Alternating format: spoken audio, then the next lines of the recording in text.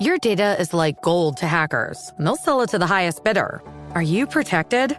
McAfee helps shield you, blocking suspicious texts, malicious emails, and fraudulent websites. McAfee Secure VPN lets you browse safely, and its AI-powered text scam detector spots threats instantly. You'll also get up to $2 million of award-winning antivirus and identity theft protection, all for just $39.99 for your first year. Visit McAfee.com. Cancel anytime. Terms apply. Every day, thousands of Comcast engineers and technologists, like Kunle, put people at the heart of everything they create. In the average household, there are dozens of connected devices. Here in the Comcast family, we're building an integrated in-home Wi-Fi solution for millions of families like my own. It brings people together in meaningful ways. Kunle and his team are building a Wi-Fi experience that connects 1 billion devices every year. Learn more about how Comcast is redefining the future of connectivity at comcastcorporation.com/Wi-Fi. You ready? I was born ready.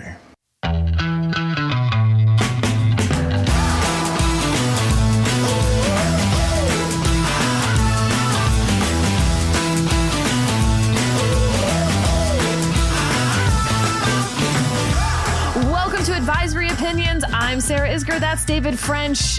And David, this might be one of our grimmer podcasts that we've ever done. Our lineup today is not happy, friendly, fun time. No, it's not. In fact, when you put the lineup in Slack, Adam said, this is grim. So we're going to do a little SCOTUS updating. We're going to talk about threats to the judiciary, internal and external. We're going to talk about the takeover of the Harvard Federalist Society chapter by common good constitutionalists. And then, look, at the very end, we kind of have some fun update on the SCOTUS lottery for seating and how that's going. So stay to the end if you want to smile a little, I guess. All right, David, let's start at the top. SCOTUS update. Next week, we have another round of oral arguments. This will be the second to last oral argument sitting of this term. Some cases that we'll be looking at: racial gerrymandering, non-delegation doctrine, reverse free exercise, where the charities in question want to be considered religious institutions to get a special tax-exempt status because they're religious. I don't know what you want to call those, like B cases. Yeah, we don't have a huge number of A cases that we're waiting on for this term. And that's pretty normal. We normally have a hot term and then followed by a cold term. It's not that they try to do that necessarily. It's just sort of the way it tends to work out. And this is definitely the cold term. You know, it's interesting. 2 years ago, this would be a volcanically hot term based on the trans care case in Tennessee alone.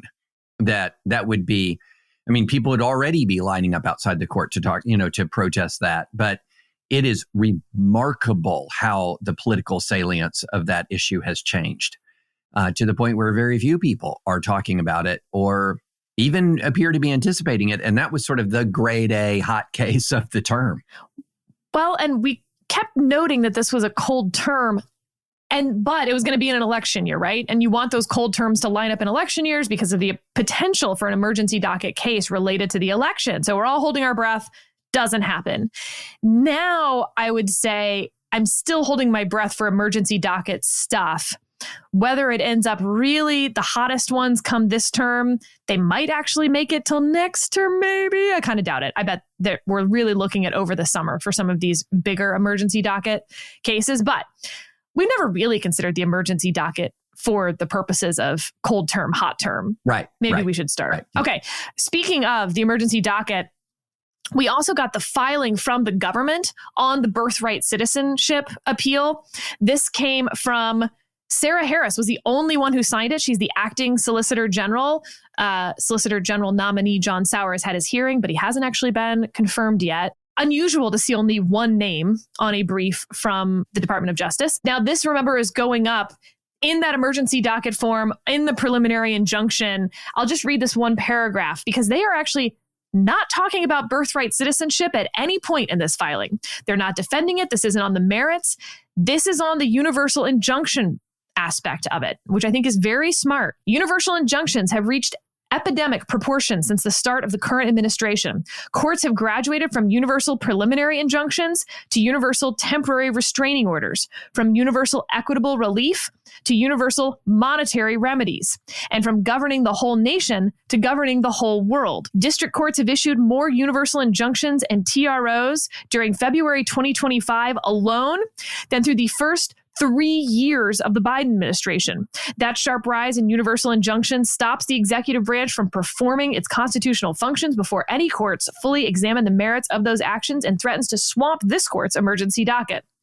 The court should stay the district court's preliminary injunctions except as to the individual plaintiffs and the identified members of the organizational plaintiffs. And if the court concludes that states are proper litigants as to the individuals who are born or reside in those states. At a minimum, the court should stay the injunctions to the extent they prohibit agencies from developing and issuing public guidance regarding the future implementations of the order. So, David, this is a very modest request from the Solicitor General's office. They're not litigating whether birthright citizenship is protected by the 14th Amendment, whether you're supposed to look to history, text, and tradition, whether the president alone would have the power to do this, or whether Congress would need to weigh in on it. None of that is in this. This is all about the scope of relief that, I mean, look, I find this pretty persuasive in a lot of ways, even though you know what I think about the birthright citizenship order in general. But I mean, I'll just take that one sentence again. Courts have graduated from universal preliminary injunctions to universal temporary restraining orders. Here's what that means. Preliminary injunctions are immediately appealable. Temporary restraining orders generally are not. So when these district courts are claiming something is a TRO instead of a preliminary injunction, they're often doing it so that it's not appealable. Now, what you're going to see from the administration, and we'll talk about one of these later, is that they're appealing them anyway and saying you can't just label something not appealable if in fact it is a preliminary injunction-ish type order. She's right about that. Then the next one is from universal equitable relief. Equitable relief is when a court uses its equitable powers, says don't do X, you must do X. It says from universal equitable relief to universal monetary relief, obviously referring to the USAID, where the judge somehow used a temporary restraining order to say that the government had to pay out $2 billion. That's, of course, the order that got all that attention because Justice Barrett and Chief Justice Roberts joined with the Kagan, Sotomayor, Jackson group to basically tell the district court to try again, but did not tell the district court they couldn't do that. Kind of told them they could as long as he defined it better. Didn't say that he couldn't. I don't know, somewhere in between. We'll see. Yeah. And then her last one is from governing the whole nation to governing the whole world. We'll get to some of those immigration orders here in a little bit as well. I don't know, David, what's your take? Like, did you find this persuasive? Oh, there are two things happening at once here. I'm absolutely opposed to the administration's position on birthright citizenship. And I don't like universal injunctions. We've talked about this for years on this podcast. We have read penetrating circuit court opinions that are taking on universal injunctions. We have talked about this for a very long time. So on the one hand, I think the birthright citizenship order is blatantly unconstitutional. On the other hand, I don't like universal injunctions from district courts. And so, and I think that universal injunctions, there has been a need for a very long time to pare down this injunction authority that district courts have taken upon themselves. And so, yeah, I do think there is a need for clarification on the scope of a district court's jurisdiction to enjoin administrative acts. So it's funny, though, Sarah, because we'll get to this in a minute. Some of the administration's best arguments are process arguments. And just put a pin in that. Let's just put a pin in that. Okay. So some of their best arguments are process arguments, and we'll put a pin in that for later, after the break. But the other thing I just want to point out is when she says, there's been more injunctions entered against us in X amount of time. In the month of February than the first 3 years of the Biden administration. But you also have to recognize that there was an intentional shock and awe effort. I know. To pour these things into the public square. So a bit chicken and egg on that one. A little chicken and egg there. But nevertheless, right. It's a hell of a stat. Very much like to see the Supreme Court do two things. uphold birthright citizenship as currently understood and to narrow the scope of universal injunctions. I'd like those both of those things. Also, can I just have like a moment of like personal privilege? There is no such thing as a universal temporary restraining order. Like that is definitely not a thing. So if you're going to do a TRO, it is for one specific person in a very limited amount of time for a very specific act. That's not what these judges are doing. And I don't want to have a universal statement, but generally speaking, David, if I see a district judge enter a temporary restraining order against the administration, I'm probably not going to agree with what that judge was doing, is my guess. It is now at least a sign that that judge is acting, I think, extrajudicially isn't the right word, inappropriately. It feels to me like it's gamesmanship. Great. Yes, that's a better term maybe. But the TRO is like a giveaway to me. Yeah, it's almost like it's the judge is engaged in a litigation tactic. Yeah, yes, it is. Yeah. So that's how that. So yeah, I'm with you. And again, we'll just MAGA's best legal arguments right now are process arguments, and we'll get to that. So I want to read 2 tweets that we're then going to disagree with, even though on a little nugget of the substance here, we're going to agree. First, I'll read from Newt Gingrich. Those upset by the emerging dictatorship of district court justices, I don't know what that, okay, behaving as though they were president, should read the Judiciary Act of 1802. Jefferson and his party completely revised the court system and abolished a series of Federalist judges they deemed illegitimate. A warning to the current, out-of-control judiciary. Just a note, if you remember, like to do the history lesson, Adams, on his way out the door, has the Midnight Judges Act with the Federalists in Congress, and they create all sorts of new judgeships, and they fill almost all of them, though remember, they forget to deliver some of the commissions, including to one poor Mr. Marbury, who then is never going to get his commission. When Jefferson comes in, not only does he not deliver Marbury's commission, which is the sort of moment that we get most excited about, but he also gets the now Democratic Republicans to pass the Judiciary Act of 1802 and uncreates a bunch of those judgeships. And this case goes to the Supreme Court of like, well, wait a second. The Constitution says life tenure. If you get rid of the judgeships, aren't you, in effect, getting around the impeachment power by just firing them?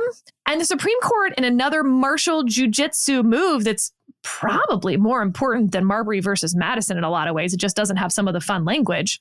The Supreme Court's like, yeah, that's pretty weird. We definitely wouldn't want to like get rid of that specific judge's seat as a way of getting around the impeachment power.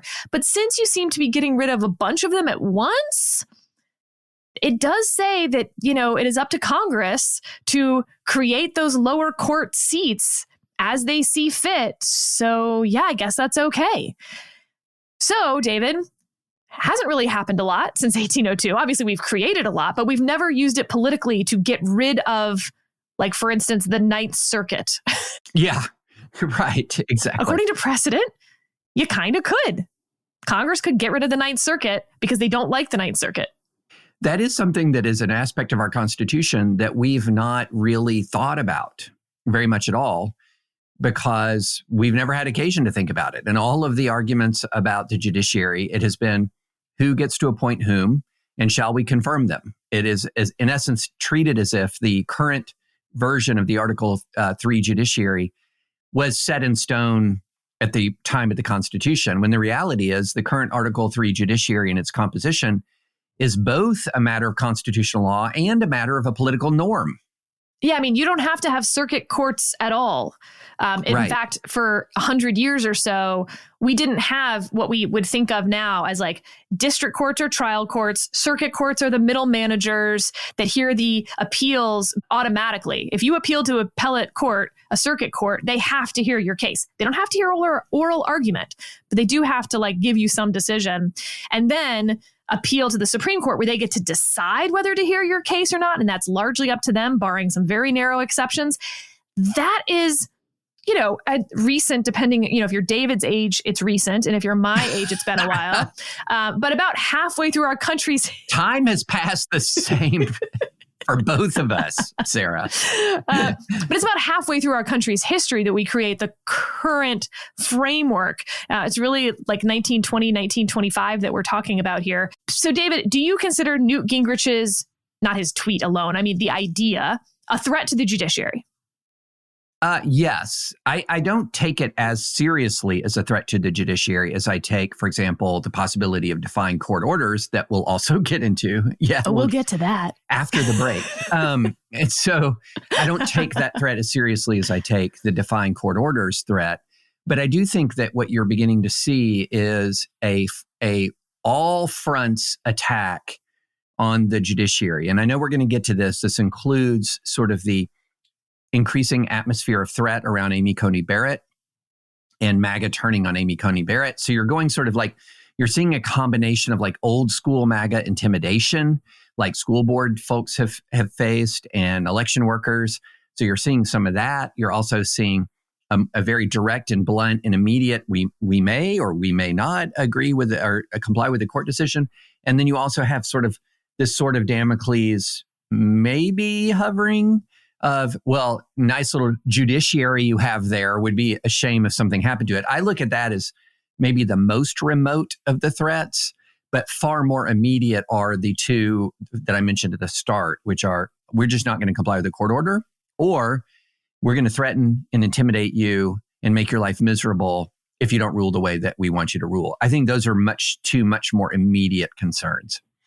I agree. I also think that if you try to get rid of a single district court seat, the Supreme Court would not uphold that. They would say, no, you're just trying to end run around the impeachment power. I think, however, if Congress disbanded the DC Circuit or the Ninth Circuit and said from now on, the Supreme Court is required to hear all cases directly from the district courts that involve invalidation of a federal order or statute or regulation, I absolutely think the Supreme Court would uphold that.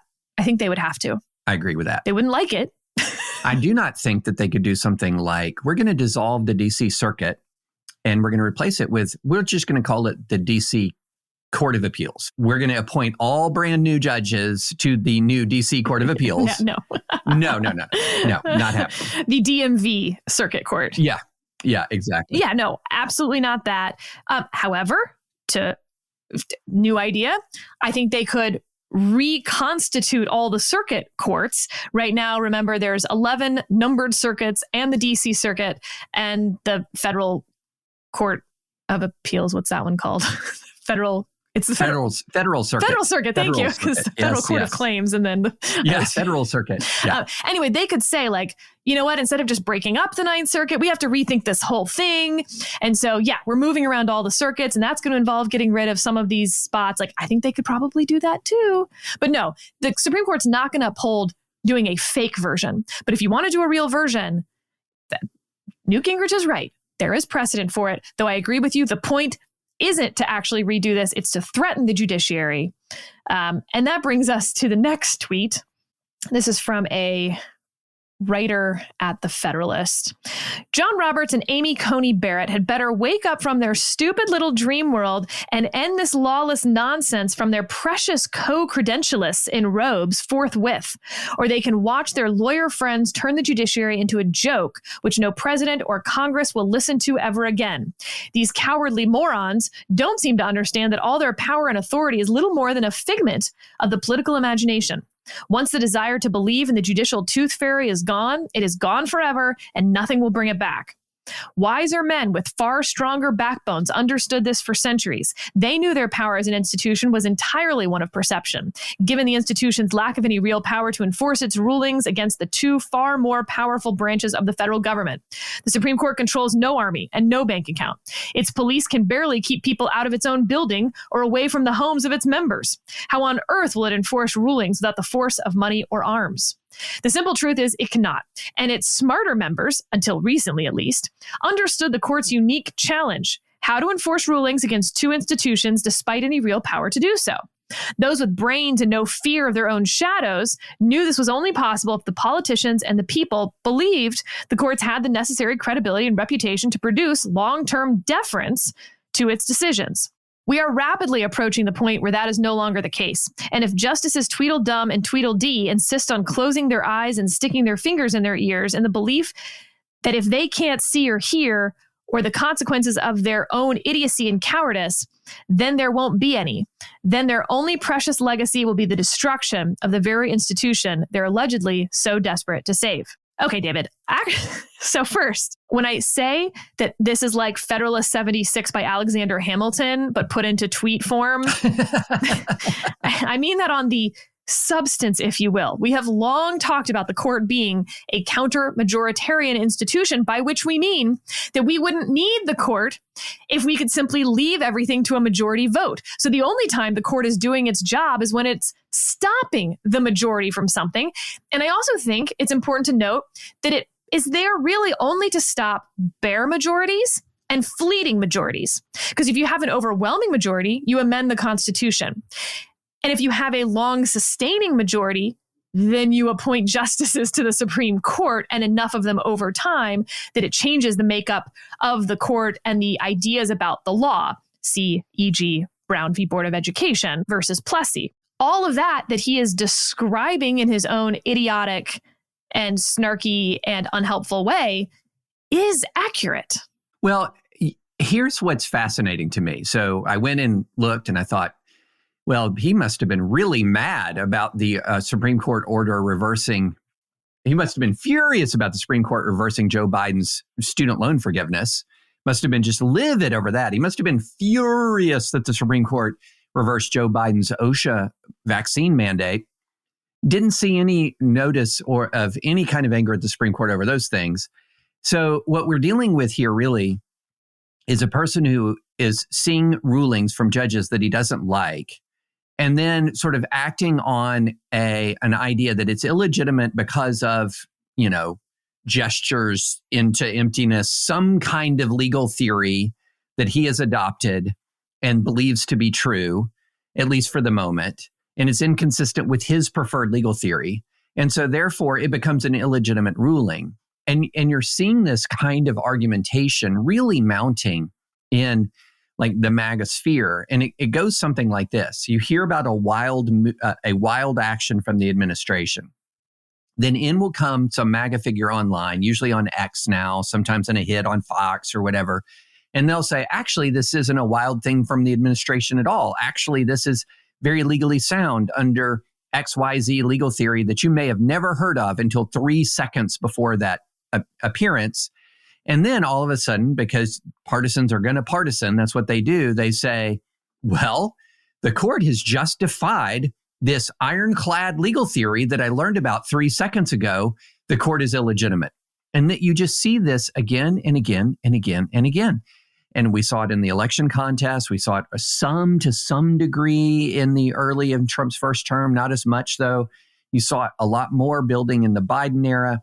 There are a series of MAGA legal theories, whether they're the independent state legislature doctrine, for example, or various legal theories around the Voting Rights Act, or legal theories around, you name it, that are kind of part of the MAGA extended legal universe.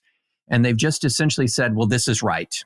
Like their version of unitary executive. Well, this is just right. And anything that the courts say contrary to that is illegitimate because this is so plainly correct. And that's just not how we enter into a court system. I think he misunderstands the bare majority, fleeting majority aspect. They think they have an overwhelming majority, and they think, therefore, the court should defer to them. And it's like, no. If you have the overwhelming majority, you then get to amend the Constitution. You don't have that, do you? So you have a bare majority.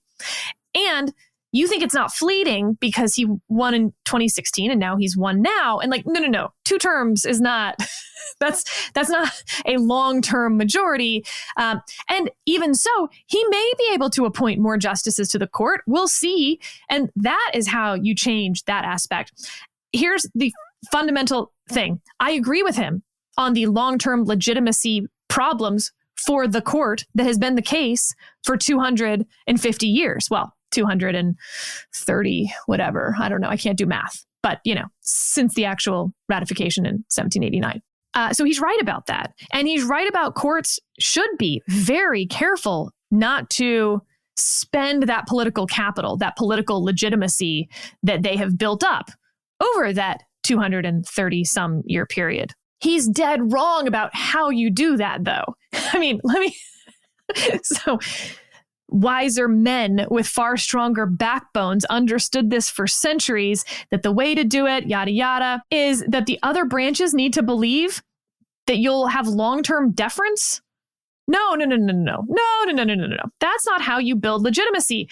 We know how you build legitimacy because this is the whole theory for the conservative legal movement. The courts build legitimacy. They build up that political capital by only saying what the law is, not what the law should be. Now, I'm going to agree with this dude in the smallest sense that I do think, as we said, David, and the TRO is a giveaway for me.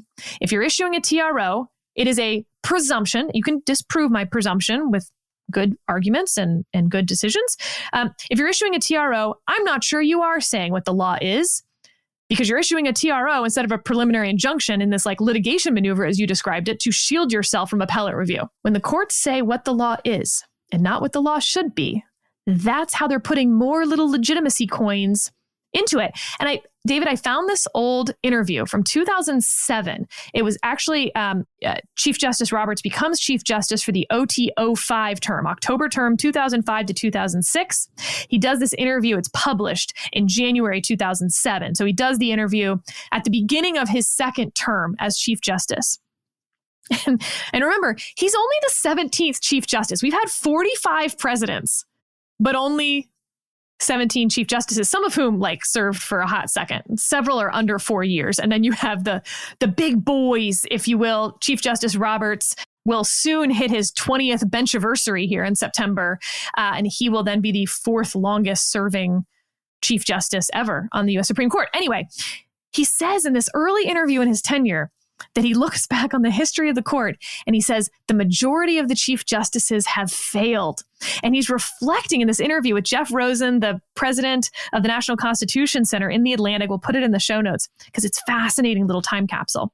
He's reflecting on why they failed as chief justices, right? They were trying to be law professors. They were trying to be the boss of their colleagues, but they've only got one vote. And he's like, I want to be John Marshall. And it's like, isn't that a little bit arrogant to say you want to be John Marshall? And he's like, look, if you want to be a cyclist, you try to emulate Lance Armstrong. Remember, this is 2007. That's a great quote. But also in that, he talks about the legitimacy issue and building up that legitimacy bank. And he actually says, for the last few decades, the court has been spending down on that bank. That's 2007, David. I feel like the court's been spending down on that bank for some time. And it's why you see, I think, a political movement on both sides feeling so comfortable attacking the court. And that makes me sad. Yeah. And it's interesting about the question about spending down on that. Because you have to sometimes, by the way. Yeah, that's a counter-majoritarian institution. That's the point. You have to spend down. Yeah. So, for example, arguably one of the decisions that was one of the most spending downest decisions was Dobbs, right? Dobbs was a decision that hammered a lot of people's views of the court. But was it the right decision? I mean, that's the key question there. And really over the long term, I think if you look at U.S. history and you look back at where has the court spent down in the sort of that sense of causing anger. When is it spent it wisely? And when is it sort of, it's interesting to me in some ways, the court's credibility is actually hurt when it hasn't spent.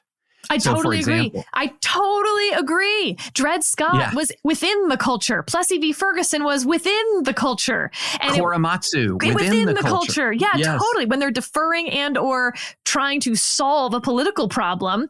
And one of the case where they probably spent down the most political capital that the Supreme Court has ever spent down is not Dobbs. It's Brown, and nobody follows it for 10 years. And they're like, with all deliberate speed. And then in Cooper v. Aaron, they're like, no, you can't delay it. You must do it now. And was it 10 years later in the 1960s, after Brown v. Board, 1.2% of Black children in the South went to a school that had any white children at it. Yeah. And I'm so glad you raised that because it shows that You make the right decision even when enforcement is in doubt. That's right. The Supreme Court's ability to order U.S. Marshals, et cetera, whoever, to open up thousands and thousands of schools across the South was limited to non-existent. And so the question is, if you know that there is massive resistance, which was the phrase used during the civil rights era where the populist Southern governors were engaged. Impeach Earl Warren, segregation Exactly. now, segregation tomorrow, segregation forever was an actual political slogan. Exactly. And so they, not only did they spin down capital politically, they did so in a way that was through an order that was defied. And yet, what would we be talking about with the Supreme Court if they realized in 54 they weren't going to get immediate compliance and then watered this thing down and then just made it something other than what it was? We really are getting to the core of what a court is supposed to be here. It's as if Marbury, the real beef, every time I read one of these things, the real beef is going back to Marbury versus Madison. But it's a very selective beef. And the other thing that I'd say about this, notice how this person used the term coward to describe essentially people who disagree with him on this position. This is another MAGA argument tactic. There's a lot of manliness mentioned, backbone, the real men, these cowards. Totally. Yeah. Totally. So the MAGA argument technique is, here is a legal philosophy you never heard of until 3 seconds ago. It is so plainly correct that if anybody disagrees with it, their word is lawless. And it's also so plainly correct that the only explanation for you not falling in line behind me is your own cowardice. But how often have we encountered this, especially in that online right over the last 10 years? I am right. I am so plainly right that the only explanation for why you are not with me is you just want to yield to the elites. You're a grifter. You're a coward. It's a great little closed universe you've created there where you're so right that anybody against you is obviously either defective in some way or cowardly in some way. And David, this is why I highlighted that question/statement from Justice Kavanaugh at oral argument in the last sitting, because it goes to this question of, does the court care if they know that their order might be ignored, or are they supposed to do it anyway? And this is Kavanaugh, remember, in a case about DNA testing involving Texas prosecutor. It's like so far afield from what we're talking about. And yet, Justice Kavanaugh doesn't live under a rock. He knows what's being said in the world. I just don't think this is more something to react to. I don't see how we can say something's not redressable just because the prosecutor is going to say, I'm not going to comply with a court order. If President Nixon said, I'm not going to come turn over the tapes no matter what, you wouldn't say, oh, I guess we don't have standing to hear the executive privilege case. It just doesn't work, I don't think, to say a recalcitrant defendant can defeat redressability in that way. I assume you agree with that. And as you can imagine, the not government advocate in that case, my reaction is, I could not agree with you more, Justice Kavanaugh. And he says, yeah. Maybe not like that, though. So I think the court you can imagine the fist pump. Yeah, exactly. Yeah. But I think this court is very aware. I think they are mentally probably preparing themselves for the possibility that they're going to issue an order that might get ignored, and having to decide between that, what happens to the court once an order is ignored. Because look, that Federalist dude is also right.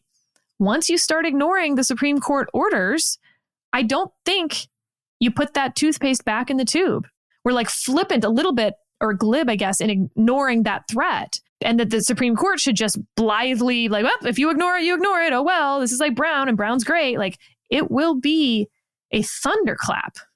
Well, the 10 years of ignoring Brown were horrible. The and then the pain and the massive resistance and all of that. That was a nightmarish period when you start to look at that massive resistance.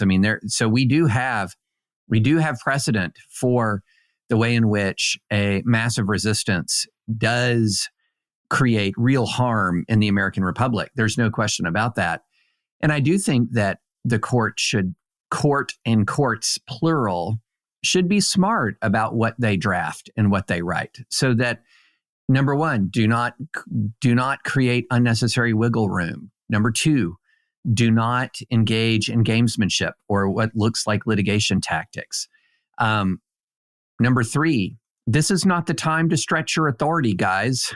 And I use that in a gender neutral fashion. Y'all, I'm sorry. This is not the time to stretch your authority, y'all. This is a very, very difficult moment in American history. And it's going to require both courage and wisdom in how you confront the moment. That's asking a lot right now, David. Just from all of us, frankly. It's asking an awful lot. It really is.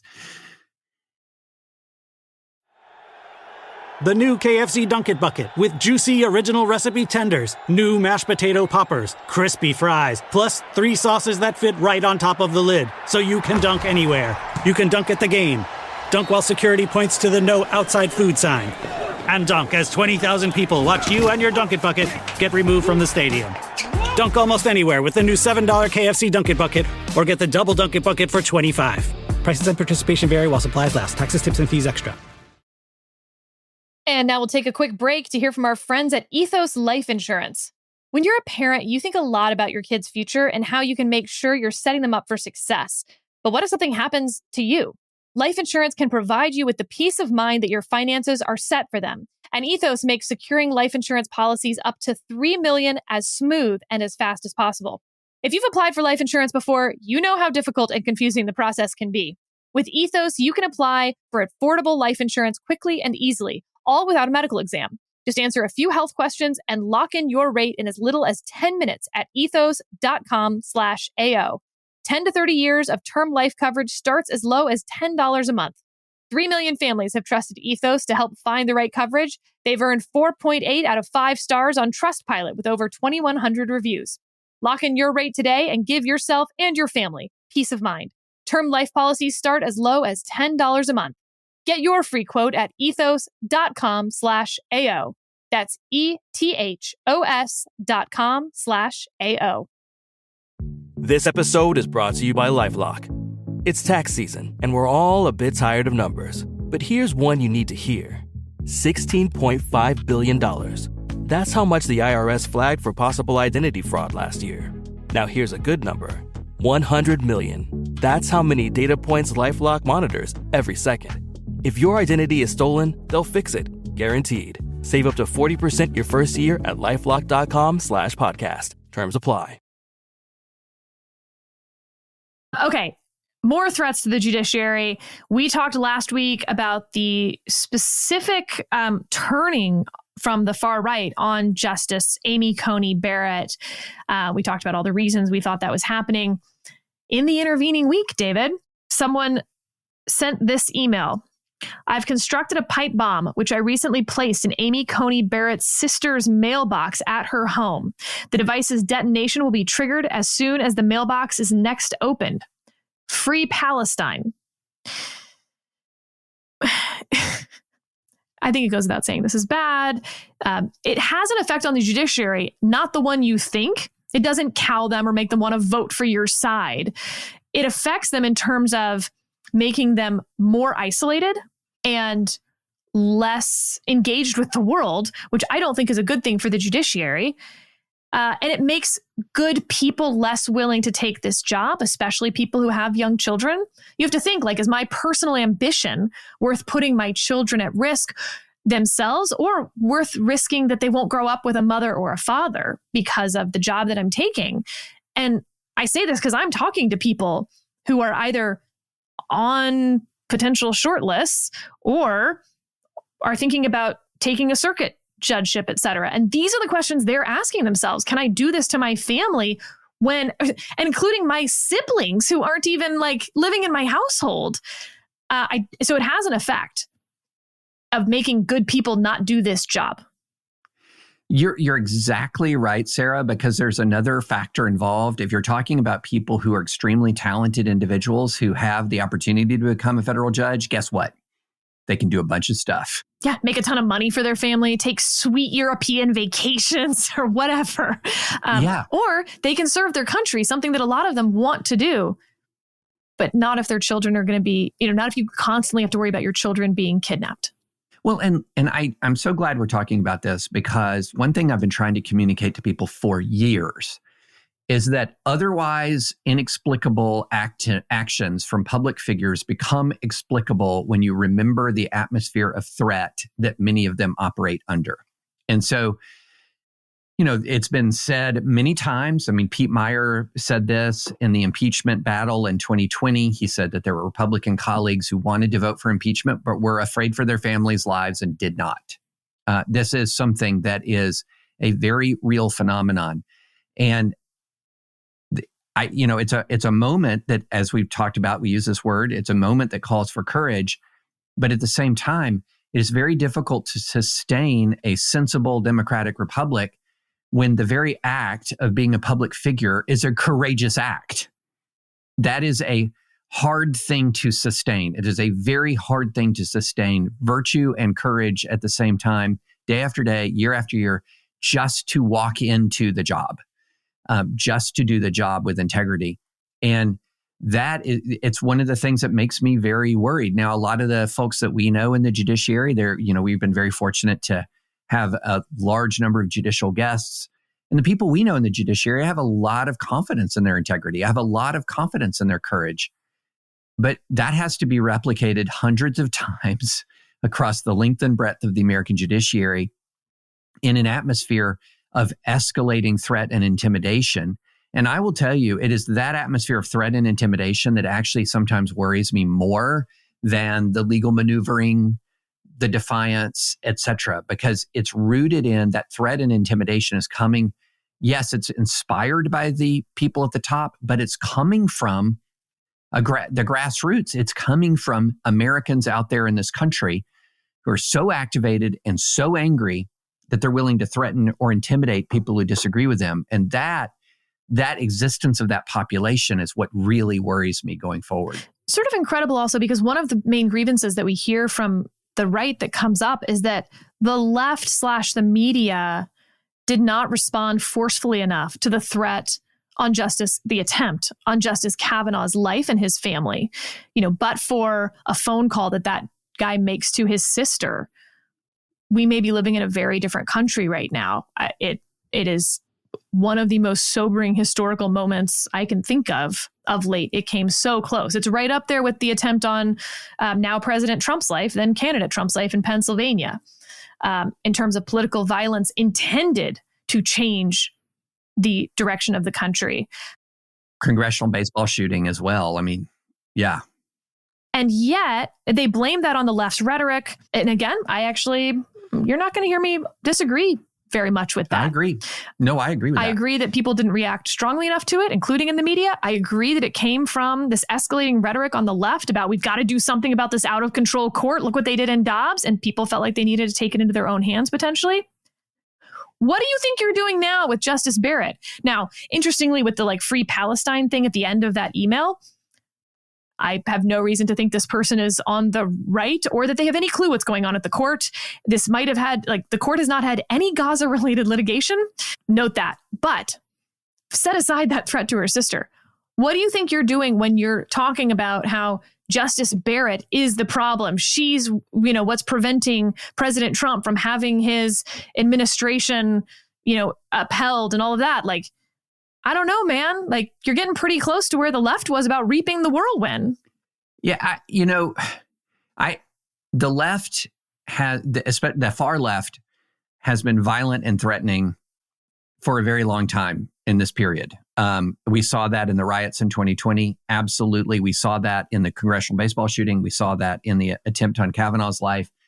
The assassination attempt with Trump still seems mysterious as to the individual who was shot and, the one who shot at him and was killed.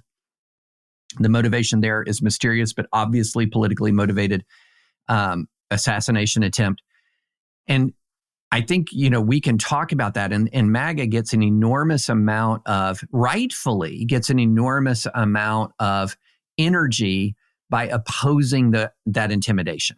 If you're going to hear someone who's on the grassroots around where I live talking about political violence and intimidation, the most MAGA people are going to immediately say, this is what the left does. and they're going to have Antifa, they're going to have Kavanaugh, they're going to have the baseball shooting, they're going to have all of these actual legitimate examples, but are going to be in total denial about what MAGA does. And this is horseshoe theory. And now the left, by the way, is like, this rhetoric against Justice Barrett is unacceptable. And it's like, where have you guys exactly been? What? I mean, neither side wants to acknowledge their own problem. No. And everybody races to the most extreme rhetoric imaginable. Because that's the way you get noticed. That's the way you raise small dollars. That's the way you get clicks. That's the way you get engagement. I mean, you know my whole rant on campaign finance reform and small dollar donors ruining America. Can we talk about what I think?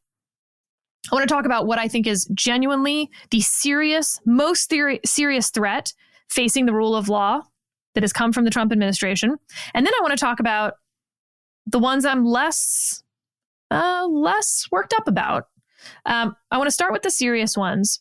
And that is, we talked about the order against Perkins Coie, a law firm here in Washington, D.C. They represent a lot of political clients. They do a lot of election law work. Mark Elias used to be a lawyer at that firm. He was by far the number one left-wing Democratic partisan litigator in election law cases. He's since left the firm. But they issued this order, not only stripping them of security clearances, but barring people who've worked at Perkins Coie from working in the government, barring people who currently work at Perkins Coie from entering government buildings, federal buildings, it says, actually. That's important here because there's a question of whether, in fact, courthouses are federal buildings because they are owned and run by GSA. I wanted to read some of what Chad Mizell, the chief of staff at the Department of Justice, who argued at a hearing about this on Wednesday, what his defense was. And I should do a disclaimer here. I know Chad Mizell. I worked with Chad Mizell when I was at the Department of Justice. I find Chad and his wife, Kat Mizell, who's a judge currently in Florida, to be wonderful, smart, lovely people, for what that's worth. The President of the United States is authorized under the Constitution to find that there are certain individuals or certain companies that are not trustworthy with the nation's secrets. The order is entitled Addressing Risks from Perkins Coie. It opens with dishonest and dangerous activity of the law firms Perkins Coie LLP. It invokes national security and the interests of the United States half a dozen times. I also will say, David, that I've talked to a number of my friends who are in the administration adjacent, sort of very smart lawyer types who have worked in executive branch jobs in the past or currently. How about that? They think the Perkins Coie order has some merit to it. And it doesn't mean that I don't think I'm right about it in the sense that, I think the Perkins Coie is unconstitutional. I think it is wrong. I think it undermines the rule of law. But hearing sort of universally from these folks, including people whose moral compass I trust more than my own, frankly, they're arguing that Perkins Coie role during the Hillary Clinton campaign of sort of laundering the Steele dossier through privilege, because law firms, of course, have privilege with their clients. They weren't acting as lawyers. They were acting as political operatives. Then they took that document and tried to and succeeded in getting the FBI to start an investigation based on that document. There's the investigation actually started before the Steele dossier, but no question the Steele dossier it wasn't part of the predication, but it was part of the investigation. And that in terms of helping a foreign power, yada, yada, having foreign policy implications, was a threat to national security. Which foreign power were they helping? I don't know. Don't worry about it. Yeah, okay. Okay. But this is what I often say to people. I still think I'm right, but you've made me less confident that I'm right, if that makes sense. You've lowered my confidence level. So here we are sitting here on Friday, and I'm really contemplating this. The Wall Street Journal board comes out against it, all of that. Williams and Connolly takes up the defense of Perkins Coie, and good on them, while the rest of Big Law is silent, David. And not only silent, they're turning away paying matters, because they think it might be adverse to this administration and they don't want to get on the wrong side. They don't want to be on the list. Then President Trump gives a speech at the Great Hall for the Department of Justice, something that is unusual but not unheard of presidents to do. You, listening, if you're old like David, or me in this case, will remember the DOJ Great Hall itself was a bit of controversy in the early aughts when John Ashcroft paid lots of money to buy drapery to cover the bare breasts of the 30-foot female statues that are in the Great Hall. What no one remembers is that it was for a sex trafficking press conference, and there was a real discussion of whether nipples were appropriate at such a press conference. But that was a huge controversy during the Bush administration, and like everyone was making fun of John Ashcroft for being a prude. Anyway, that's the Great Hall if you're looking for pictures. The boobs are still there. He gives the speech. He, at various points, has referenced that there could be up to 15 law firms on this list. And he talks about this one lawyer in particular at that DOJ speech, Mark Pomerantz, who was part of the Manhattan District Attorney, the Alvin Bragg team that prosecuted President Trump in a case that you and I thought was pretty BS, David, and pretty politically motivated and not a lot of legal merit to it. Well, fast forward to 9 p.m. on Friday night, and there's a new law firm that has been targeted, Paul Weiss. Disclaimer from you and I both, David. We have done AO Live at Paul Weiss now for 3 years running to do our Supreme Court roundup with Cannon Shanmugam, who's the managing partner of Paul Weiss's DC office. So please keep that in mind. We have absolute biases toward Paul Weiss being a good law firm. It says, this is the order from the president. My administration has already taken action to address some of the significant risks and egregious conduct associated with law firms, and I have determined that similar action is necessary to end government sponsorship of harmful activity by an additional law firm, Paul Weiss.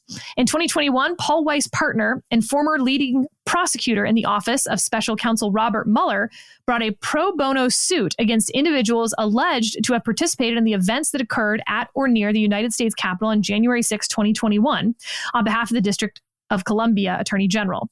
In 2022, Paul Weiss hired unethical attorney Mark Pomerantz, who had previously left Paul Weiss to join the Manhattan District Attorney's office solely to manufacture a prosecution against me, and who, according to his coworkers, unethically led witnesses in ways designed to implicate me.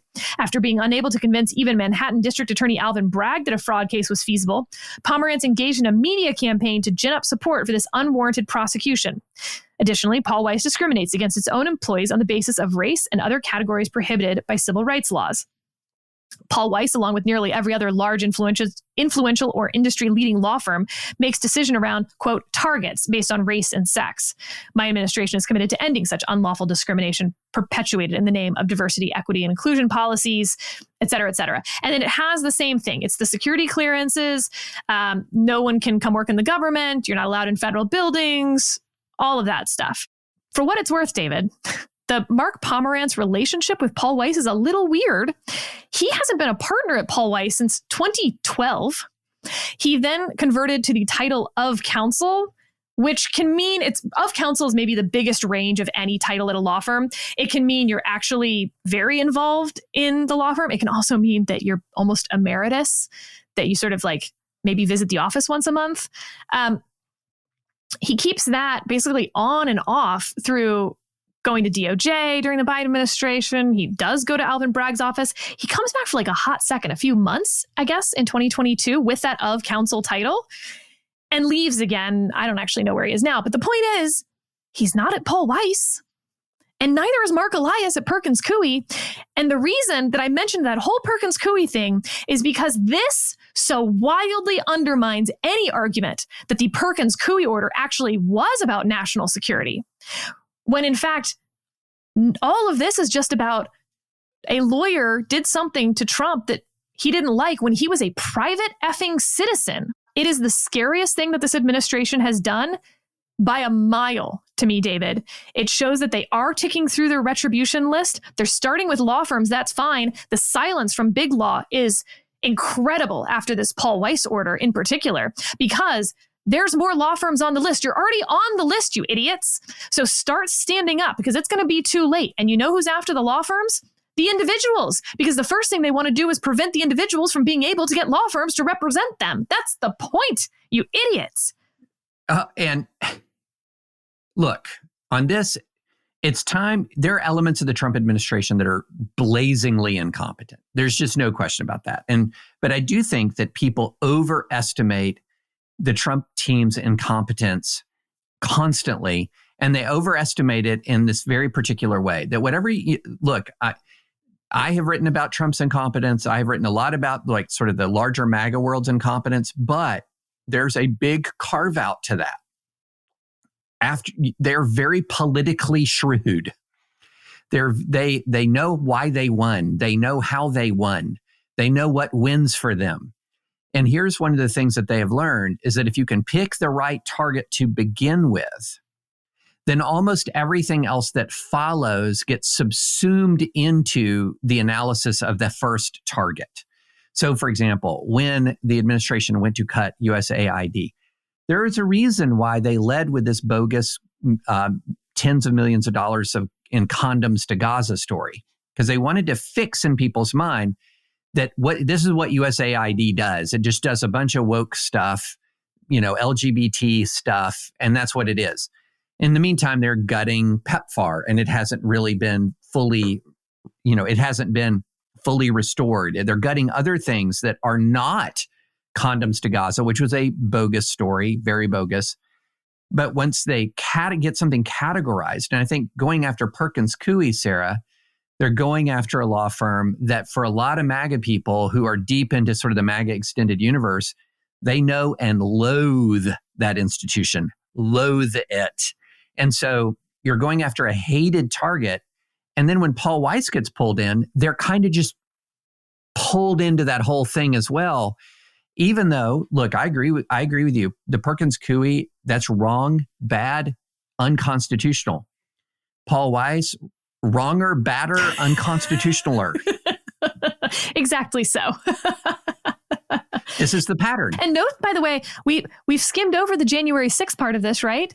A lawyer at that law firm, pro bono, meaning they didn't get paid for it. So they, when you take on pro bono cases, that's how you sort of know what the lawyer actually believes, if you will. That's why we look to pro bono cases in law firms. Brought a pro bono lawsuit against individuals alleged to have participated in the events that occurred at or near the United States Capitol on January 6th on behalf of the District of Columbia Attorney General. It was the RICO case, David.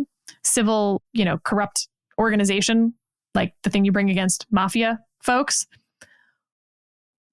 Why would that be a threat to national security? I don't even understand the theory behind that one. I don't know how you're going to stand up in court and argue what now the January 6th thing was not just pardonable because they were overly targeted and we need to move past it as a country. I actually am sympathetic to that argument for what it's worth, David. I wouldn't have done it. And I certainly wouldn't have done for the people who had been convicted of seditious conspiracy who had their sentences commuted. But look, there's always an argument that we turn the page, whether this was a good example of it or not. But the idea that it's now an unalloyed good, and that in fact, anyone who disagreed that it was good is going to have their law firm targeted for being a national security. I don't even understand the theory for that one. There is no theory for that. I mean, this is his vengeance without question. And wants to make sure that certain law firms, and I think we're going to hear from more of them, I think he'll go through 15, maybe more. At that hearing with Chad Mizell defending this order, the judge asked, okay, Williams and Connolly is here representing Perkins Coie. By the way, law firms representing law firms. I know it's turtles all the way down. But Williams and Connolly is, I think I don't exaggerate here, the most prestigious law firm in the country. They're a boutique by most definitions of that term because they only have the one office in DC. They don't accept lateral partners. You're either born into Williams Connolly or you're not. They are SEAL Team 6 if you get arrested. They're like beyond SEAL Team 6. So Williams and Connolly is in there representing Perkins Coie, and the judge says to Chad Mizell, would you be able to use such an order against Williams and Connolly? Like, could you just put out that order next week? And he basically somewhere between doesn't answer the question and says, yeah, it's up to the president to decide what's a national security risk and what's not. Look, I think the Supreme Court does and should give enormous deference to presidents to define the national security of the United States. But they're not going to rubber stamp it's not even a fig leaf. There is no leaf here. It's just not defensible under national security grounds for the Paul Weiss order in particular, because it has nothing to do with the nation's security, unless you argue that anytime you criticize the president, it hurts our national security because foreign powers can see dissent and criticism. But that, of course, has no logical limit whatsoever. We can just get rid of the First Amendment under those grounds because then all dissent is punishable. So yeah, David, I feel pretty strongly about this one. Yeah, I feel really strongly about this one as well. And again, going back to this sort of politically shrewd analysis, this is the kind of thing that where you really do need the counter-majoritarian presence of the courts, because the American public, let's just face it, is not going to be out in the streets for Paul Weiss. That's right. This is this is the Nazis marching in Skokie. I'm not defending the Nazis. I'm not defending their message.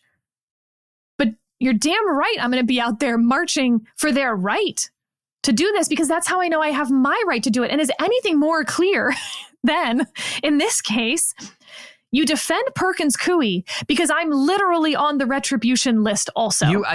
Absolutely. I mean, absolutely. I was thinking about you over the weekend, Sarah, because the Paul Weiss thing, the Perkins Coie, like you said, there are smart people that text you or send you messages that if you really squint and you look at it sideways through a mirror in a prism or whatever, you can see that there was something that Perkins Coie did that might have been outside the norms of law firm representation. Is there something to be done about that? Maybe. Not this order. But with Paul Weiss, there's no way to look at this other than this really direct, extremely blunt. And I was thinking about this over the weekend. If you're on that Kash Patel list, there is no way that you should be sitting there going, oh, that was all just rhetoric and puffery. But you know what, David? A few notes. One of the thoughts on this was like, someone else can do it. We don't need to be out there defending Perkins Coie. Someone else, like Williams and Connolly, can do this. They're incredibly able. So let them do it. And first of all, and we don't need to get into my entire history, some of which is not something I share on the podcast. But my life has been a little bit defined by not letting other people do it. Instead of asking why me, I guess I've always asked why not me. I'm in a really good position to stand up on this. And this was my op-ed in the New York Times, right? I will get great legal services from people who are willing to defend me. And I know good lawyers, and I have the money to defend myself, and I have the public ability to get noticed if I'm targeted. All of those things make me the person who should be standing up for Perkins Coie, who I loathe, by the way. I've been on the other side of Perkins Coie so many freaking times. I don't like these people. And I'll name some other law firms I don't like. Have I told you about Arnold and Porter, who I'm 100% sure is on this list, by the way? Arnold and Porter, when I was interviewing for them as a 2L, they took me for the interview for the purpose of berating me for being a member of the Federalist Society and asked me how I could possibly interview at their law firm when I belong to a racist, sexist organization. And I was like, why are you wasting my time and yours? I find this to be really unproductive that you think as a partner at this law firm that it's worth berating a 23-year-old? What's wrong with you? And I walked out. So anyway, that's all to say. And I will be defending Arnold and Porter when they're almost certainly next on this list. Latham and Watkins is going to be on this list. I mean, we can go through the major law firms that I think are in this 15. There's also the DEI part of these orders, and that came third. Number 1, January 6th. Number 2, the Alvin Bragg prosecution. Number 3, DEI. Both for Perkins Coie, that's where we first saw it, and then also in this Paul Weiss thing. And look, I am the first person to say, I do think these law firms have been breaking the law, many of them in the country, by doing race-based hiring, race-based promotions, race-based work assignments, all of that I think have been unlawful. And I'm against it. But you don't get to then, it sort of goes to what you were saying about the pardons, right? You don't get to just assume that they did something wrong and issue an EO punishing them for this thing that you say they did with no evidence that they did so.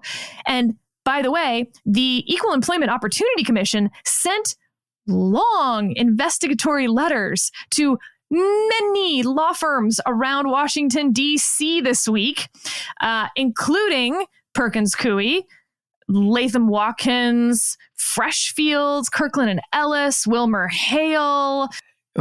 Right. Not, by the way, Paul Weiss and not Covington and Burling. Other notable firms missing, by the way, Gibson Dunn, Jones Day. And David, this is actually how it should be done. As long as you have some predicate to believe that these specific law firms, as opposed to those specific law firms, have been violating the law, you can send this investigatory letter asking them to answer these questions about their hiring practices and their DEI-esque policies. Then, based on the findings of that investigation, you can do something about it. You can have DOJ open a civil rights investigation or any number of civil enforcement actions. And then maybe if you get that finding, then you can issue an EO about not doing government business with them. They've done this in the exact wrong order, which is why these orders will be thrown out, even if you don't like DEI and even if you think these law firms have been violating the law. You go get that evidence first. Yeah. I mean, we got a little bit of the Queen of Hearts from Alice in Wonderland here. Sentence first, verdict afterwards. I'm very, very willing to believe that Perkins Coie or any number of these other firms have engaged in race-based hiring and promotion and retention practices that are unlawful. That would not surprise me at all. You don't just declare it by executive order. That's not how this works. And that reminds me of the $400 million revocation of a cancellation of grants and funding for Columbia University. I'm very, very open to the idea that Columbia utterly crapped all over its Title VI obligations in 2023 and 2024. I mean, that there's abundant evidence, right? However, the statute has a process. First, you have to establish that voluntary compliance was not effective. And then after a hearing with record evidence, then you can remove and terminate the grants and contracts. But you don't go straight to the sentence. Go get DOJ civil rights to do the investigation, issue a report finding that, and then use that to revoke anything you want. But Sarah, you're just talking about process now. And while process is an aspect of justice in the tradition, but it isn't the whole of justice, nor is it an end into itself. Due process, like all other law, is only properly law when it is rationally ordered to the common good. Hey, wait a second. As the tradition. You know that phrase triggers me. Common. If people haven't figured this out, this is not me talking. That sounds like Professor Adrian Vermeule of Harvard Law School. It is indeed Professor Adrian Vermeule of Harvard Law School. And this is the point where I'm getting to about the irony that some of the Trump administration's best arguments right now are process arguments. And this is Adrian Vermeule kind of dumping on process unless process is rationally ordered to the common good. Well, yes, process is good when it helps me. Process is bad when it helps you. This is common good constitutionalism. Speech is good when I like it. Speech is bad when I don't like it. Bingo. We're going to come back to Adrian Vermeule. This is going to be a long podcast, folks. I'm now realizing that. Buckle up. Buckle up. We're going and we're not stopping. We're an hour in and it ain't over. This episode is brought to you by Progressive Insurance. Do you ever find yourself playing the budgeting game? Well, with the Name Your Price tool from Progressive, you can find options that fit your budget and potentially lower your bills. Try it at Progressive.com. Progressive Casualty Insurance Company and Affiliates. Price and coverage match limited by state law. Not available in all states.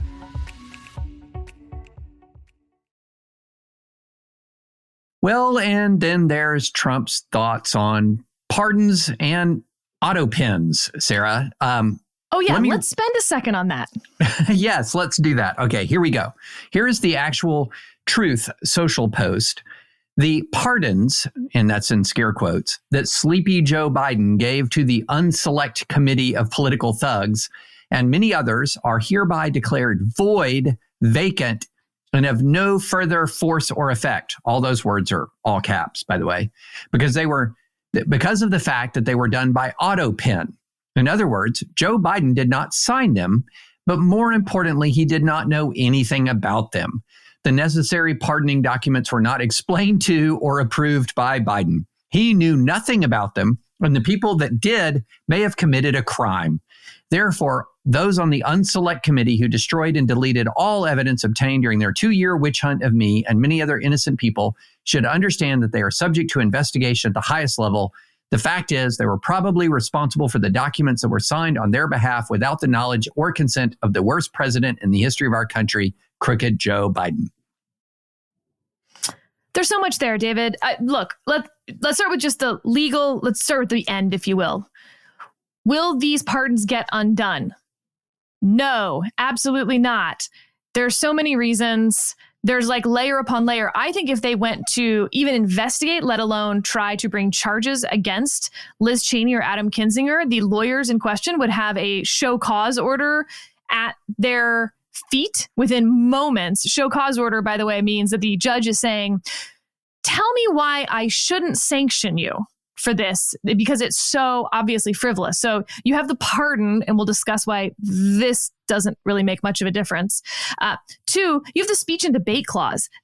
They were bulletproof as far as I'm concerned from prosecution from the get. By the way, Jack Smith has absolute prosecutorial immunity as well. Okay, but his points are twofold, David. 1, that Biden was not aware of issuing these pardons. He was not mentally competent to do so. 2, that because they did it with an auto pen, they're not valid pardons. And look, we do have some case law about this. There's an Office of Legal Counsel opinion from 2005. This is the Bush administration. It's 30 pages, and it walks you through almost all of the issues that we would be talking about here. This was in the context of the president using auto pen to sign bills into law. But for our purposes, it's the same thing. And the history pre-Constitution is kind of amazing about proxies. There's also a 2011 law review article about this from Syracuse that talks about this very long pre-American history on proxy signatures and stuff. So the answer for that is, yeah, proxies have always been fine. Think about kings having someone else affix their seal to a proclamation. It wasn't the king himself pushing down on the wax. And that was always fine. Basically, you needed to be present or in some way have authorized the proxy. But think about Woodrow Wilson, which they talk about in this law review article, which almost seems more appropriate, if you will. But there was a Secretary of State who was too ill to sign various things. And in all of those cases, proxies signed on their behalf. Now, David, I think you would agree, if they could show somehow that Joe Biden didn't authorize these pardons at all, and they used the auto pen without his knowledge, well, then the pardons aren't valid, but not because of the auto pen. Right. Nothing to do with the auto pen, everything to do with this isn't an actual act of the president. But once again, Biden administration, you couldn't actually do this right. You couldn't literally dot your I's and cross your T's with a real effing pen from the actual person, the only person in the world with the authority to do this. Ugh. Now, in theory, you are going to need something from the president to say, yeah, of course I did those. I knew I did them. Because it was his last day in office, this also gets just a little bit trickier because of that. If he were in office, he could, while in office, retroactively, but still currently do that. He will have to show, though, that at the time he had authorized those pardons. I don't think that's going to be that hard. There's going to be something in writing, an email, a letter from him saying, please pardon the following people, and like actually work out the, the actual language and do the auto pen. That's all fine. That being said, David, I don't love the auto pen. I'll tell you. Yeah, I don't love the auto pen, but I don't think there's any really viable argument that an auto pen nullifies the pardon. And we have an OLC opinion. So the OLC opinion, it's just really blunt. It says, reading the constitutional text in light of this established legal understanding, we conclude that the president need not personally perform the physical act of affixing his signature to a bill to sign it within the meaning of Article 1, Section 7. Again, this is talking about bills, but as you said, applies to pardons. So I just don't think there's a legal argument here on the auto pen that's viable at all. Even one that this is borderline Rule 11 stuff to talk about, like your show cause argument. It's a delegation question. That's what the OLC opinion really gets to. The president can delegate all sorts of his Article 2 powers, including the signing. Now, he has to delegate it, as in he has to want to sign the bill into law, but he can delegate the actual signing. And if anything, the question for the bill is a stronger question, at least, because it says the word sign in the Constitution. In the pardon power, it just says the president may pardon people. It doesn't say anything about signing the pardon. Well, and the part about mental competence, I don't think, Sarah, and tell me what you think about this. I don't think you can just sort of say, I believe that the president was mentally incompetent and therefore that this is void. No. And then then Biden would have to produce evidence of his competence. No. If you're going to say the president was mentally incompetent, you would have to establish the mental incompetence. Correct. It's on you to bring think of it as a burden shifting test. The first burden falls on the person trying to argue that the pardons are not valid because they are facially valid. So you would have to somehow show that they're not actually valid despite being facially valid. Yeah, exactly. And you can't do it by saying, court, please invalidate this because Biden's mentally incompetent. What's your evidence? Did you watch the first debate? No, that's not going to get it done. Right. You would need an email from staff, for instance, like a leaker or a whistleblower, let's say, saying Biden doesn't know this, but we're going to sign all these ACLU pardons. Let's just get it done. That sort of thing would count. And that would then shift the burden, I think, to Biden to show that he, in fact, did intend to issue these pardons. But you have to have something pretty big to overcome facial validity when it comes to anything like this. Yeah. I mean, you would need like an email that says, the big guy doesn't even know where he is today. Right. Perfect time for a pardon. Yeah. I mean, pardon party. Fire up the auto pin, Bob. Yeah.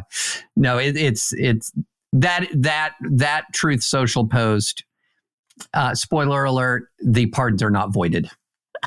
We've got to do the Alien and Sedition Acts from the 1790s, as you might remember. The Sedition Acts are the ones that get all the fame because we talk about like how mean it was for John Adams to arrest James Callender, the, sort of Steve Bannon of his day, because James Callender had been hired by Thomas Jefferson to attack George Washington, John Adams. If you remember the whole calling John Adams a hermaphroditic figure, that's basically just calling him a hermaphrodite. We don't use hermaphroditic enough, though, David, I feel. That's all James Callender. So they get the Alien and Sedition Acts passed, and they use that to arrest James Callender. He goes on trial with Samuel Chase, the Supreme Court justice presiding over that criminal trial. Remember how I talked about how trials were very differently ordered back in the day? And that then eventually, when Jefferson comes into office, leads to the impeachment of Samuel Chase. It all goes back to the Sedition Acts. But we talk about the First Amendment and text history and tradition, and how are the Sedition Acts supposed to fit in there? Are they an example of the exact opposite of the First Amendment, or is this an example of what the founders thought of the First Amendment? But that's not what we're talking about today, David, because when we say Alien and Sedition Acts, it's not one act. It's many, many acts. The Alien Acts, the Enemy Alien Act and the Alien Friend Act are both part of the Alien and Sedition Acts. And this had to do with foreign nationals in the United States who President Adams thought were a threat to or just unhelpful to the national security of the United States. Well, here we are. And President Trump is invoking the Alien Enemies Act of 1798 to remove people who are suspected of being Venezuelan gang members, who are Venezuelan nationals here in the United States, who could be here legally or illegally, as long as they're not permanent green card holders, the order said. And this led to a temporary restraining order issued by a judge. At the hearing, the judge, basically says and if these planes are in the air, you turn them around. Then the order itself is issued, in which the order itself restrains the government from deporting anyone affected by this order. At the point that the order was sent and issued, The planes were over international waters heading to El Salvador. The planes landed in El Salvador. El Salvador had offered to house these people in jails there that the United States will pay for. And David, a huge discussion over whether this was it, right? Finally, the administration has ignored a court order. Following shortly on the heels of that, a doctor was actually coming back from Lebanon through Logan Airport in Boston. She was detained. Her lawyer made it to the airport with a court order to withhold her removal from the country, to pause her removal from the country, and they removed her anyway. Again, OMG, see, they're ignoring orders. I want you and I to talk about this, David, because to me, these are not clean examples of the court ignoring orders, but they're not perfectly not ignoring orders either. Right. I mean, this is one of those cases where there's a lot of smoke around it, but you can't exactly see the roaring fire, because the real question was, and this gets super niche, which is why I'm not pulling the fire alarm right now that says they've done this, like they've crossed the Rubicon, because an order was entered while planes were in the air. The question is number one, once the planes were out over international waters, what's the jurisdictional issue there? What's the logistical issue of calling back planes, fuel, etc.? That also wasn't in the order. The order itself did not have the turn the planes around part. That was only verbally, that gets messy. The haste in which the administration sort of declared the use of the Aliens Enemies Act and then puts people on a plane and starts sending them out like instantaneously. There's a lot of issues there as well. And can I just toot our own podcast horn for a moment? Where have you heard an extensive discussion of the Alien Enemies Act before? This podcast. And what you'll know from that is really the big key question isn't whether or not this is an invasion within the meaning of international law, what an invasion is, whether the founders, this was what the original public meaning was, this was an invasion.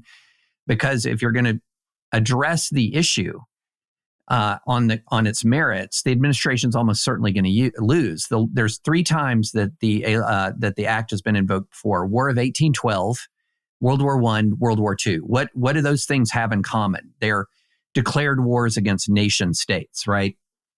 And this is invoking wartime powers against a criminal gang. Now, I think there are circumstances, we talked about this last time, where a criminal gang could become so powerful that it is essentially functionally a military in the way that, for example, Al-Qaeda was at its height. But the idea that this is designed to address, the Alien Enemies Act was designed to address this, I think is fantastical. But the big question is it justiciable?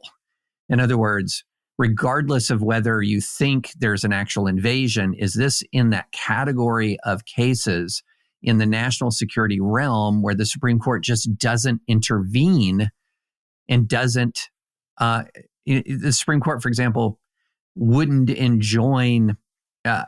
enjoin, say, for example, the Trump administration's attack on the Houthis over the weekend because that wasn't a declared war. You won't see that, for an example. So the question really is this justiciable? And the administration's position, the administration's position is that it's not justiciable, but that's not been fully settled by the Supreme Court. So while this is being settled, it has to work its way through the legal system, and they've come perilously close to just short circuit in defying it. But I'm not yanking that fire alarm quite yet. Yeah, I mean, this to me is actually an equal, at least, example of the administration doing something to try to skirt judicial review, which is not itself a constitutional crisis, though it can be evidence of one. And a judge, I think, acting unwisely. I think the idea of verbally giving an order to turn the planes around, but then not putting it in the order is unwise. I think issuing an order that appears to apply retroactively is unwise. You should issue the order for future members of this class and not try to do retroactive stuff. I just think that was unwise. You're setting yourself up to be ignored because they can't not ignore it. The plane's already gone. You can't order a plane to turn around if they're out of fuel. There's an impossibility defense to all of this. That being said, on the jurisdictional question, I do think that's hard. When we have state action, American government officials acting like at Guantanamo Bay, that is American action happening on foreign soil. The courts have had to weigh in on that several times in the jurisdictional aspects of that, including Bagram Air Force Base. We've done versions of this. So there's law on that, but it's complicated. And the judge didn't deal with any of that because he didn't know the planes were in the air. Because this whole thing was, I think, done too precipitously by the judge. And I blame the judge for that, not actually the government. And on the Boston one, which is a little bit cleaner in some respects, right? The lawyer gets the TRO, and that, by the way, is the proper use of a TRO in this case. Getting a TRO to keep your client off that plane before anything is litigated on any merits issue is actually what a temporary restraining order is for. So runs from the courthouse back over to the airport with the TRO, hands it to CBP, according to the lawyer. CBP kind of like doesn't know what to do with it, is like sitting there trying to figure out what it's about. In the meantime, the plane takes off with her client on it back. I believe the plane landed in Paris. That looks far more like ignoring a court order, except you don't have the intent issue here, at least not proven. The fact that there's government bureaucracy that drops the ball on a court order is technically ignoring a court order. You can get hauled in for contempt. I suspect CBP will have to answer for this. But that's not ignoring a court order in the way we talk about it. That's not a constitutional crisis, ignoring a court order. That actually happens not infrequently, I am sorry to say. Yeah. Now, there's some interesting developments, I believe, involving this exact same person, that she might have gone to Lebanon to attend the funeral of Hezbollah leader Hassan Nasrallah. Ruh-roh. Yeah. So whether or not we feel sorry for her is then also a separate question. But I will say, even if she did attend, that doesn't trump the TRO, but it would certainly, the fact that she would be attended would certainly be an issue. Because again, if she's here on a visa, not a green card holder. She was on an H-1B work visa. So not a green card holder, something more akin to a student visa that is very easily revocable. Yeah, exactly. And so we'll have to see how this all plays out, but you don't defy a TRO to do this. But the question is, was it intentionally? But I'm not sure they did. Exactly. Yeah. Like you hand it to the CBP person outside of security because you can't get through security. And that person's like, I don't know what to say. It happens. Okay, David, we have one last topic to get to, and it's last for a reason. This is the Harvard Federalist Society elections. This is a student group at Harvard. It is the oldest Federalist Society chapter in the country. Chicago and Yale also started in 1982. It is the largest Federalist Society chapter in the country, and certainly it credentials many a conservative, including you and I. I was the president of the Harvard Federalist Society. I have lots of interest in this. They had their yearly elections last week to elect their board. And David, on the morning before the election, I was inundated with emails from students calling election shenanigans. And I will tell you, a lot of the election shenanigans I don't care about, right? Student groups always have these problems. It matters a whole lot to them, and they're not run like with state action. And so it's pretty hard to run a perfect election at all times. There was some issue here. Basically, they amended the Federalist Society chapter constitution so that you had to attend, I believe, 8 substantive events and 3 social events. And they sent out a list to potential voters, and you had to check which events you'd gone to. And everyone turned in their things. And then they went back through the list and dequalified social events that had been included on the checklist, but then weren't going to actually count of whether you were a voter. But look, then I heard there was like some cure timeline. I mean, whatever. I don't know. And I don't really care that much. Here's what I do care about, which was the purpose of all of this, including the election, sort of the process, if you will, David. There was a 30+ page notice and comment Election This is the most code. law student thing ever. The most law student thing ever. Election code. As well as an administrative opinion issued because one of the students brought a quote unquote like administrative law case to the election commission. All of these things did not exist when I was there, by the way. And in this 30-page election code that included notice and comment, one of the students' comments was the reference to natural law is inappropriate in an election code for the Federalist Society student group. And I want to read to you some of the answer. We disagree.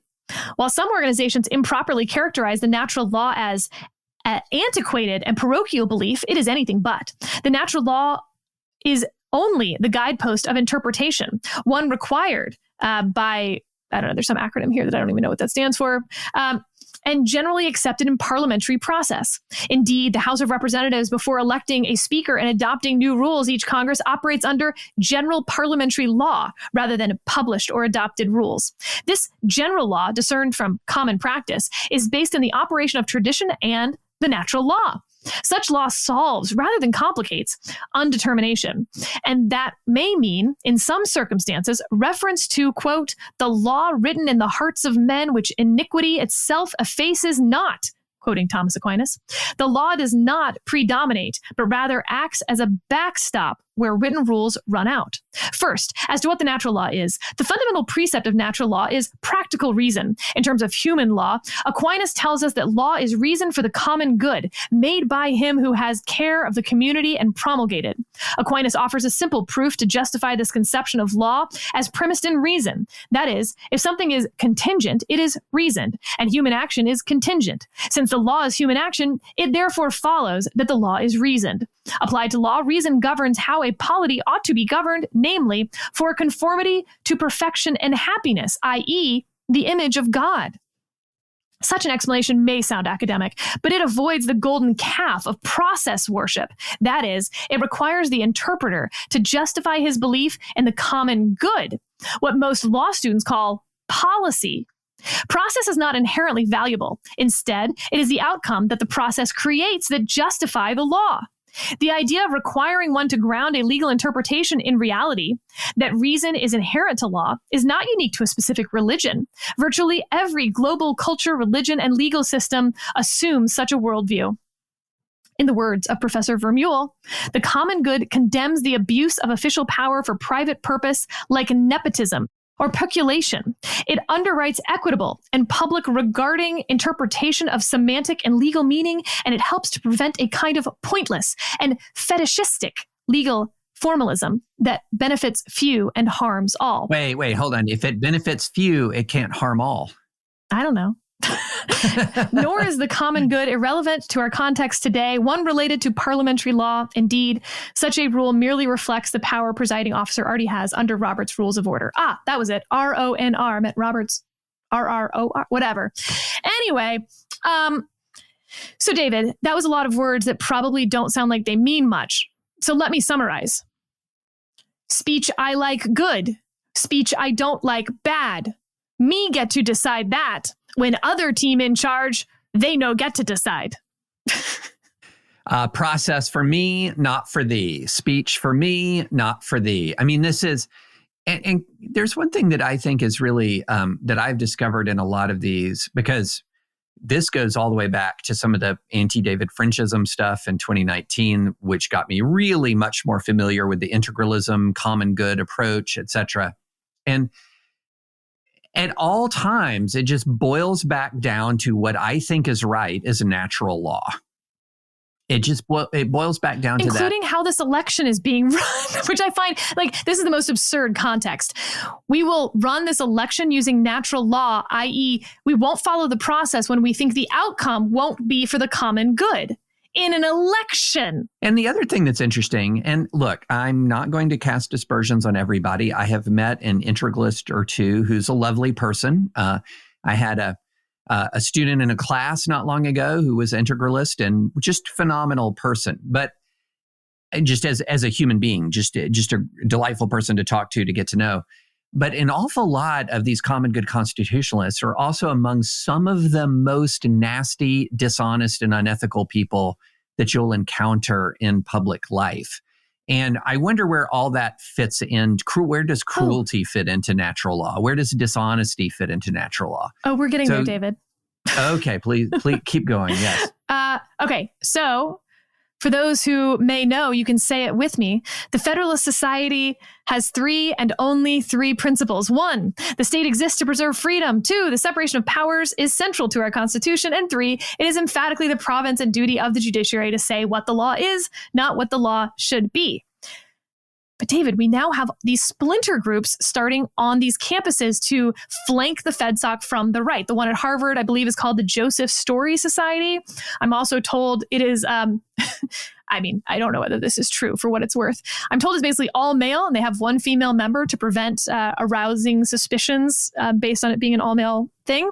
And these are the common good splinter groups. Again, common good as defined by them and correct outcomes defined by them are more important than the process. They believe that saying what the law should be is exactly the role of judges. Like, they literally don't believe in that third one. And as far as the state exists to preserve freedom, definitely do not. Turned on its head. They actually say that individual freedom does not exist if it does not enhance the general welfare. Again, a term defined by them. And I'll read to you from the portion about this. It's in a footnote. This demonstrates an inadequate conception of the theory of freedom. Common good constitutionalism understands freedom in its fullest sense. In the words of Professor Vermeulen, natural liberty rationally ordered to the well-being of the political community, to the general welfare or common good, rather than justified on individualistic grounds. Indeed, this is how the founders also conceived of freedom. That was also in that election code, David, for what it's worth. So there are no individual freedoms unless they are group enhancing in their individual application as well. So it's not just like, well, freedom of speech is good for the group, and therefore we always honor freedom of speech. It's no, individual determinations of whether you get freedom of speech or whether that speech is good for the general welfare. You know, there's this whole argument, mainly online right now, mainly on X, about the woke right. And this phrase, the woke right, is emerging. And this is that. Okay, if you're talking about, like, if you've ever seen what is the woke right, when you hear the word common good, just think social justice. So if you're talking about sort of far left judicial philosophies, when I was learning critical theory, for example, a lot of the emphasis on individual liberty was de-emphasized, group well-being was emphasized, et cetera. Sound familiar?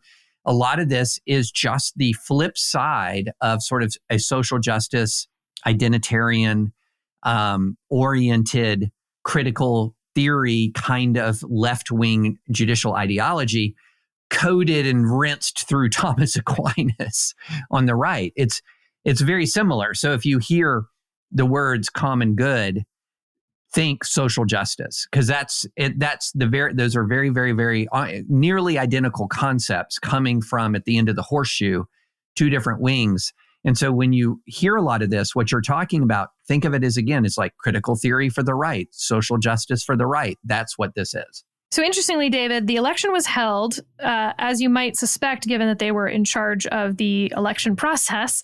The common good constitutionalist candidate, as I understand it, won the election. So this is now the largest Federalist Society chapter in the country, being run by common good constitutionalists.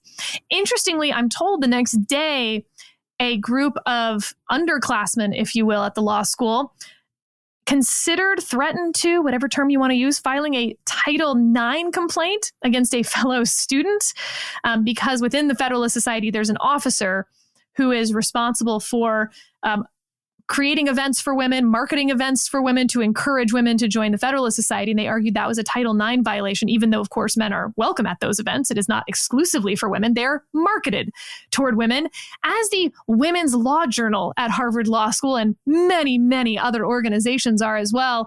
And for those lawyers listening who are like, wait a second, you can't file a Title IX violation against a student. Oh, that would also be correct. You have to file it against the school. And it would actually be the Harvard Federalist Society having the mess / the school itself. But what if common good dictates that you can file against a student? So true, though. Then we're good, right? And look, what I understand from these students, which is interesting, David, and I think this gets to your point about why they seem mean. And I'm not referring to any specific student here. I don't know these students. I don't even know their names. Okay. So from what I understand from a few different sources, these common good boys are young. Most went straight through from undergrad to college. They're immature. They're not performing well in law school, many at the bottom of their class in terms of grades. They're struggling to get circuit clerkships, and they're very, very single. And history is littered with the stories of young men who are frustrated and can't get chicks. They're called Jacobins. Yeah. We've seen this play out before. And I guess, I mean, I tweeted this, but they misunderstand FedSoc's strength. They think they've taken over the power structure, right? So now they are powerful. FedSoc's strength came from its size and diversity of thought. When you shrink it down to only those people who agree with you on outcomes, you stripped it of its only source of power. And the metaphor I used, which is, a little much, but I love it. The Vikings can be resentful that we didn't let them into our club. They can even burn down the club, but they still won't be in the club. They'll just be standing over its ashes, still sad and confused and angry and without clerkships and without girlfriends. That's how that works.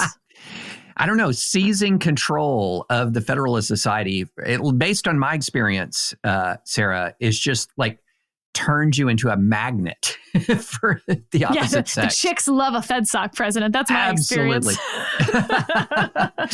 But this gets us to the admissions convo, David, that we've had as well. You've talked about how admissions officers were looking for activists, and then they're shocked when students come in and disrupt the school, aren't curious to learn about the other side, aren't engaging with their fellow students.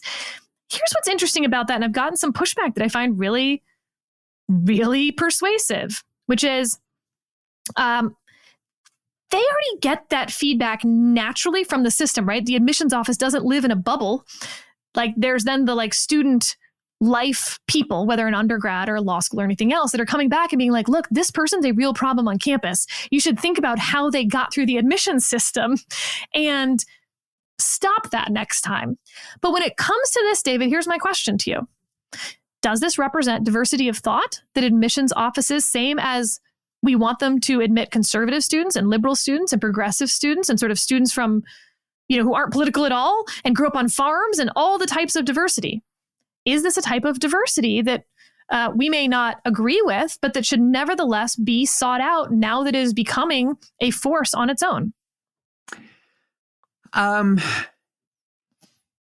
Okay, so that's a really good question. Do you want to have a law school environment that is where your applicants are communicating to you their pre-existing political and legal commitments, and then you're trying to make sort of a salad with the right mix of legal and political pre-existing commitments? Is that a valid way of building a class? I would say no.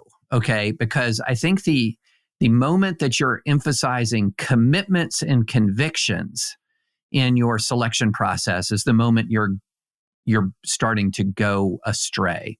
One of the things that was really interesting to me about the whole encampment wave was that it was not a wave across all of higher education. It was not. So what you were seeing when the encampments disrupted these elite campuses, you were not seeing an expression of Gen Z at college. That was not what you were seeing. What you were seeing was an expression of specifically curated communities in certain elite universities, and that was the result of the curated community. And so how do they curate these communities? They curate these communities differently than they do, say, if you're applying to many of the big state schools, for example, or other kinds of institutions of higher education. It's just a known thing that they're curating for conviction more than curiosity. Now, it's not the case that those two things, conviction and curiosity, are incompatible with each other. But the question really is, because some of the most curious people I know are also people of conviction. But when you're a young student, what is the dominant aspect of your approach to the education and what is subordinate? And as a student, your dominant aspect of your approach to education should be one of curiosity. You've not figured it all out. You're not going to a college or a law school as a simple vo-tech school for your pre-existing ideas and activism. You're learning a lot. And hopefully a lot of your ideas and activism will perhaps shift and morph the more that you learn. The sort of idea that at age 18, I have a fully formed political worldview, or at age 22 or 23 or 24, whenever you're applying to law school, and then to tell admissions committees to then control for the diversity that exists from the pre-existing political convictions at 18 and 22, I think that's just the wrong approach. I much prefer an approach that is very heavy on asking students, how do you engage with people who disagree with you? How do you approach encountering different ideas? Because the presumption is you're coming in with certain convictions. The question is, do you have sufficient curiosity to be the kind of student we need at the school? Interesting to me, David, about this is, one, judges are no longer going to be able to rely on the Federalist Society credential to tell them what the beliefs of that student are when it comes to those three beliefs of the Federalist Society. The state exists to preserve freedom. Separation of governmental powers is central to our Constitution. It is emphatically the province and the duty of the judiciary to say what the law is, not what the law should be. But frankly, they should have been interviewing students if they cared about those things beforehand. I hope they were. I hope they weren't just relying on membership in the Federalist Society. Second, David, I think, yes, they did have to change the election rules to limit who could vote. And then, of course, change that again to further limit who could vote. But it is nevertheless meaningful to me that the common good folks were able to win this election, and they deserve a hearing out, if you will. So I do wish the incoming president the best of luck. I hope he keeps it a big tent society where diverging viewpoints are listened to and valued and speakers are brought in. I believe he will. And it is okay for the person at the head of the Federalist Society to have one of those beliefs and not the others, right? Sort of by definition, if you're having conservatives and libertarians and common good conservatives and all of that, and MAGA Republicans in one tent, then yeah, the presidency is going to have to switch between those different groups. I have no problem with that, even if I personally don't agree with it. But they have so far embarrassed themselves by looking like immature little boys with like the election code citing Thomas Aquinas and stuff, and issuing administrative opinions like they're pretending to be judges or something. So knock that off, act like a student group, and act like a good one, because you inherited this from decades of people who came before you, who made it what it is to hand it off to you. And we do that with joy and trust. So good luck. And maybe the FedSoc is ripe for a little competition. You know, last year we talked about the Society for the Rule of Law? That was created. Flanking from the left. And if you're going to have an integralist FedSoc, there might be a need for a classical liberal Society for the Rule of Law. So, you know, I don't think it should be viewed as the conservative group is FedSoc, and whoever controls FedSoc controls conservatism on campus. No. We live in a much freer country than that. And so, you know, if you want to seize the institution and turn it towards integralism and common good constitutionalism, you have the ability to do that, but you also cannot control the consequences if you choose to do that.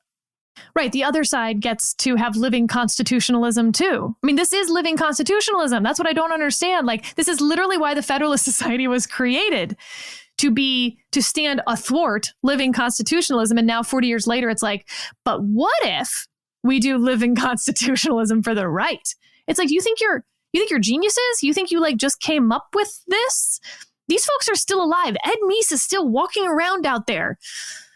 Anyway, David, this podcast is our longest ever in AO history.